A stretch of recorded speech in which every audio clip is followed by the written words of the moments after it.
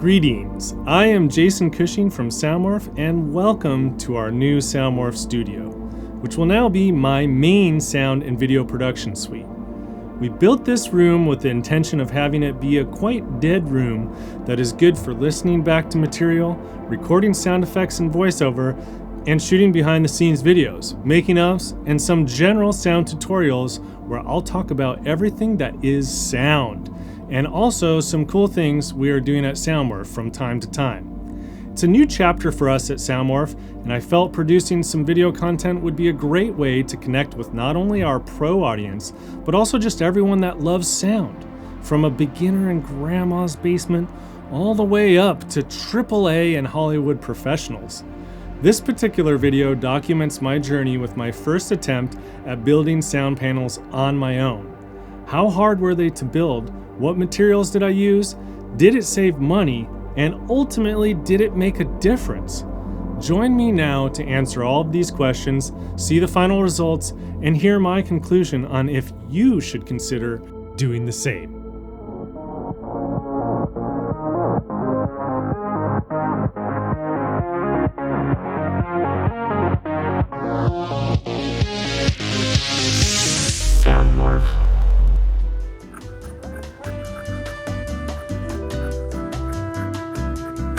Okay, so I just got out of Joann's fabric and arts and crafts store, and I got about $100 worth of fabric cut, a little over 48 by 24. So they'll be able to stretch out over a frame that's 48 by 24 and 4 inches deep.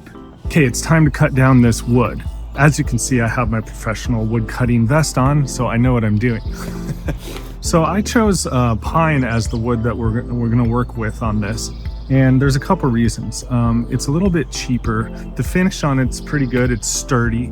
It doesn't expand or contract much with moisture, so you can rely on it to stay its form and its shape once you build it. One of the downsides is pine is a softwood, so it can ding a little bit, but because these are panels being hung on a wall, they're not going to be touched much, and people use pine for furniture.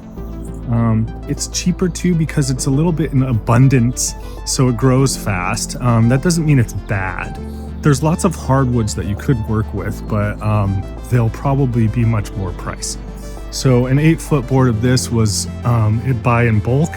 I got it for about $9 a board. So I can do a full frame of this with this other 6-foot boards for about $15 or so. One other note I would say is that you can pick even cheaper woods, but they're not gonna be very straight. They're gonna have a bad finish on them. These are nice and smooth already, so you don't have to do much to them to work with them. What I'm going to do is build one test frame first, make sure it seems good, and then I'll build 10 more frames. Oh, before I do these delicate cuts, I need to take a sip off of this SoundMorph coffee.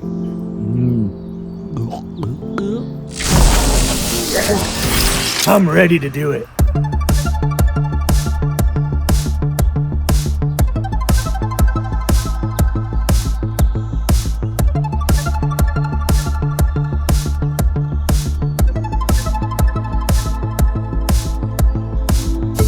Okay, I've got my frame roughly laid out here, and before we get to the foam insert, I'm going to do a couple pilot holes with a regular drill, and then screw these guys in. So I'll do 2 each on each side, and then we'll be back together after that.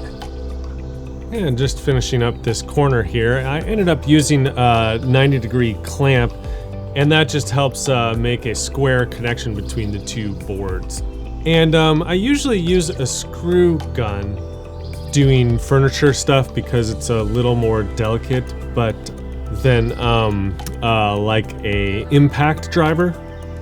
But in this case, it did need a little more oomph, so the impact driver just helps drive the screw in a little better and a little more powerfully than the screw gun will. Welcome to my home garage. So the next step is this green foam, which I found in the back of a fabric store, the fabric store we were at earlier. Originally I was going to use rock wool, but they didn't have any 24x48 rock wool in any of the hardware stores I went to. So I ended up finding this foam, and it was actually great because it was 50% off. And so for each one of these, I paid $25. But these are 3 inches thick. I think they usually use them for like furniture, backing or pillows or whatever. But this kind of foam is actually perfect for what we're building today. So next, we're gonna try to squeeze this into the frame and see how it goes.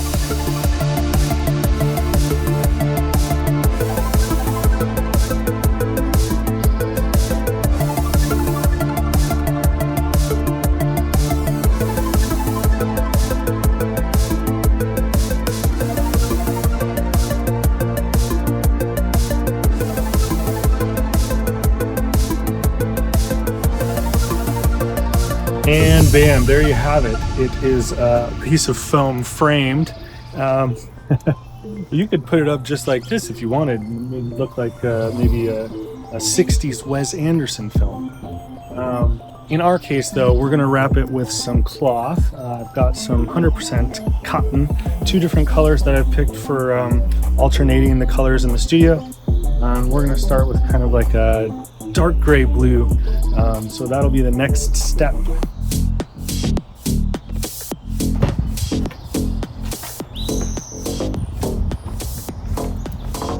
And for the last step, we're gonna be using this bad boy. Well, it's not that bad. It's actually just a finishing staple gun, but it's pneumatic, so it'll make it a lot easier to staple around quickly without killing our wrists. You could use a handheld stapler as well, but like I said, you're doing a lot of these. It's gonna be hard on your wrists. If you have an air compressor already, I highly recommend getting one of these, and you know, something you can use on other projects as well. So I'm gonna staple this all up and we'll see how it looks after.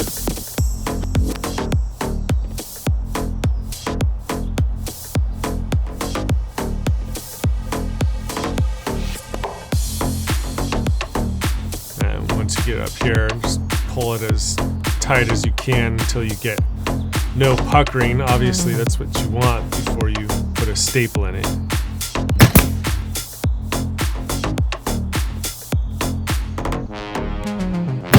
Okay, I've got all the fabric stretched and stapled.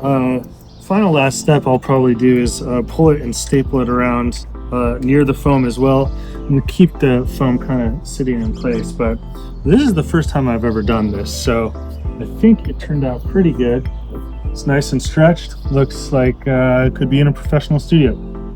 So that's all I have time for today. I'll have to come back tomorrow to figure out how we're going to mount this on the walls. I've got a couple ideas, but it is Sunday today, so I need to get back to my family and stop being a sound workaholic.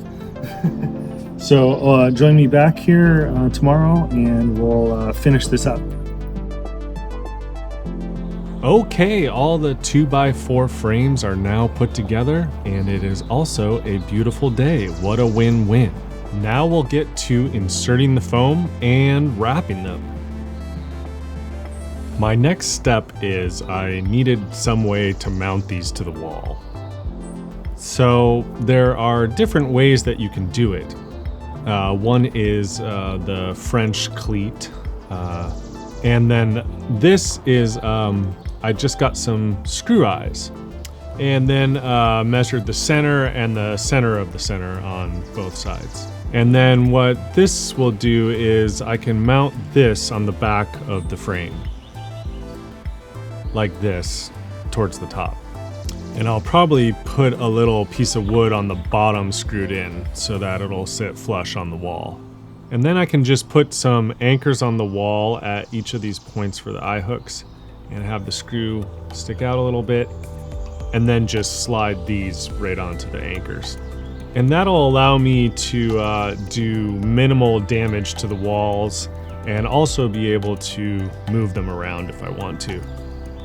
One other little tip if you're new to woodworking is to drill pilot holes. And I drilled these holes just a little bit smaller than the screw eyes that are screwing into them. Obviously that helps you to be able to screw them in, but it also keeps the wood from splitting, so this works well for screws or anything you're doing with furniture where you don't want to damage the wood. So here is a finished wrapped and stapled panel with the mounting on the top here. And little bumper piece screwed on the bottom, and that will keep it flush when it's mounted on the wall. Now, I'm definitely no professional upholsterer here, so this is my first time working with fabric and wrapping a furniture-like item. There are a few puckers here that I'll pull up and staple a little bit more. I was mostly concerned with the sides because those are the parts that you'll see the most, and the top is above head level, and the bottom you're not going to see as much as well because it'll be below eye level. But I still want it to be as tight as it can be, so there's a little bit of work left here to do, but they're all pretty close to ready to come into the studio to be hung. Okay, I fast forwarded a little bit and we're about to hang the last panel on the wall, and then we'll do the final reveal. So all you have to do is put a couple anchors on the wall in the same spacing as your eye hooks on the back, and then just slide it right on there.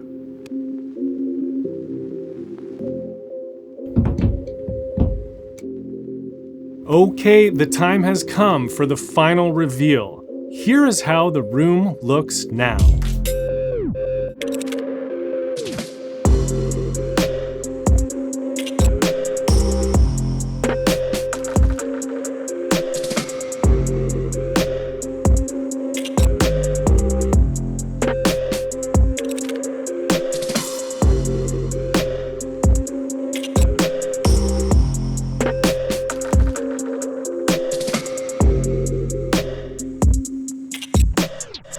Let us know what you think in the comments, and here are some of my final thoughts about doing this myself and whether you should consider building your own panels. Yes, it made a big difference with sound absorption and reflections. The room feels pretty dead, and my voice has an upfront sound to it. I can really hear my voice with clarity, and with speaker playback, I can hear my sound effects and mixes much more clearly. The detail is all that more easy to hone into. Yeah, I would. I do enjoy building things and consider myself an intermediate woodworker and builder. However, that being said, there were some times where I really wished I had just bought some sound panels instead.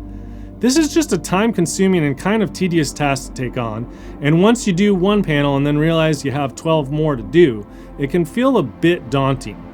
Not only that, but you do need to have a space and some tools to do this properly. If you are the type that does that stuff, then this might be right up your alley.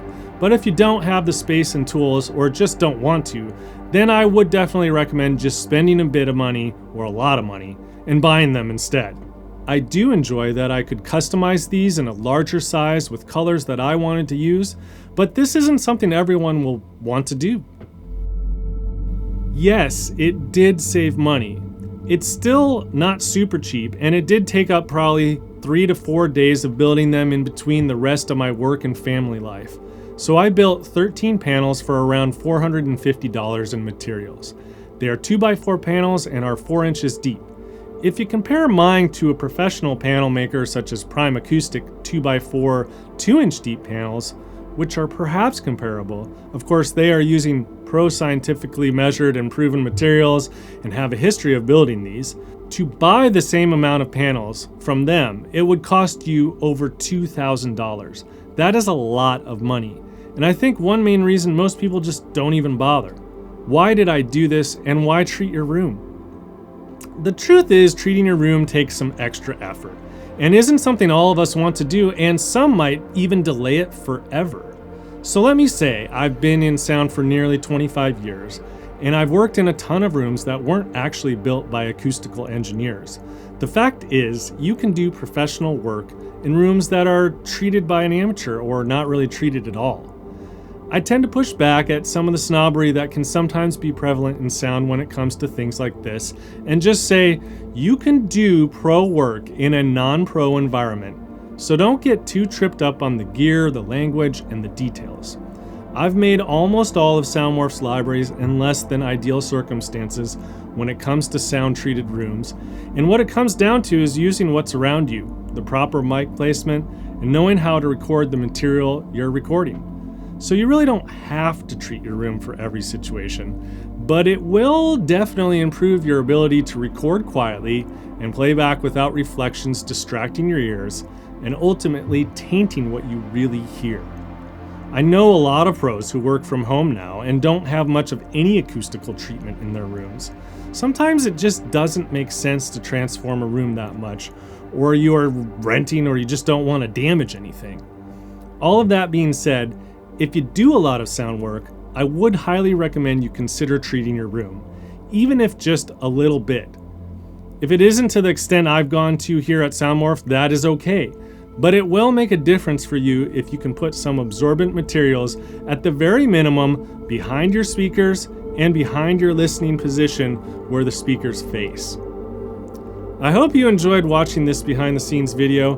Come on over to soundmorph.com to check out our sound libraries and software that we offer, and reach out to me at jason@soundmorph.com anytime just to say hello or if you have some questions. Wishing you well in your creative journeys, and I hope you have a great rest of your day.